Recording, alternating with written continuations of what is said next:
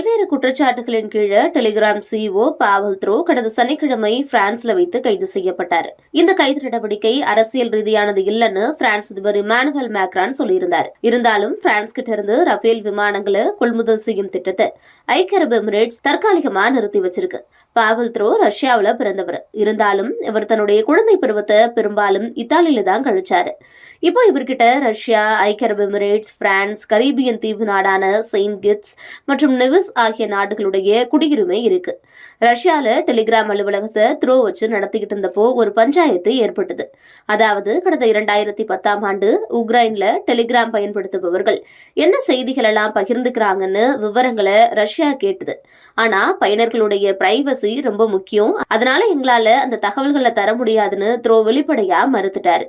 அது மட்டும் இல்லாம இனி அங்க இருந்தா சரிப்பட்டு வராதுன்னு அமெரிக்காவுக்கும் ஜம்ப் ஆயிட்டாரு. ஆனா அமெரிக்காலையும் ஒரு பிரச்சனை வந்தது. கடந்த 2021ஆம் ஆண்டு ஜனவரி 6ஆம் தேதி ட்ரம்ப் ஆதரவாளர்கள் கேபிட்டல் ஹாலுக்குள்ள நடத்தின கலவரம் டெலிகிராம்ல தான் திட்டமிடப்பட்டதா சொல்லி குற்றம் சாட்டப்பட்ட அந்த தனிநபர் தகவல்களை தங்களுக்கு தரணும்னு கேட்டது ஜோ பைடனுடைய நிர்வாகம்.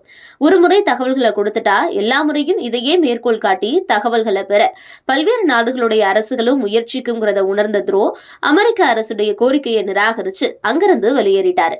இப்போ துபாயில டெலிகிராம் தலைமை அலுவலகத்தை வச்சு நடத்திக்கிட்டு இருக்காரு. இப்படி இருக்கக்கூடிய நிலையில தான் 24ஆம் தேதி அவர் பிரான்ஸ் வந்திருந்தப்போ அந்த நாட்டுடைய காவல்துறையினரால கைது செய்யப்பட்டிருக்காரு.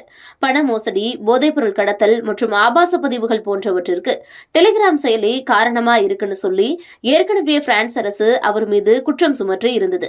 இந்த குற்றச்சாட்டின் அடிப்படையில தான் த்ரோ இப்போ கைது செய்யப்பட்டிருக்கிறதாவும் சொல்லப்படுது. இந்த கைது நடவடிக்கைக்கு எலான் மஸ்க் உள்ளிட்ட பெரும் புள்ளிகள் கண்டனத்தை தெரிவிச்சிருந்தாங்க. அதே போல ரஷ்யாவும் த்ரோ கைதுக்கு கண்டனத்தை தெரிவிச்சு அவரை மீட்பதற்கான முயற்சியிலையும் இறங்கியிருக்கு. இதைத் தொடர்ந்து தற்போது ஐக்கிய அரபு எமிரேட்ஸும் இந்த நடவடிக்கையில இறங்கியிருக்கு. அதாவது பிரான்சும் ஐக்கிய அரபு எமிரேட்ஸும் ராணுவ ரீதியில பயங்கரமான நண்பர்கள். அபுதாபியில பிரெஞ்சு கடற்கரை தளம் இயங்கிக்கிட்டு இருக்கு. அதே போல யுஏஇ லெக்லெக் டாங்கிகள் மற்றும் ரஃபேல் போர் விமானங்களை பிரான்ஸ் கிட்ட இருந்து கொள்முதல் செஞ்சு பயன்படுத்திக்கிட்டு இருக்கு.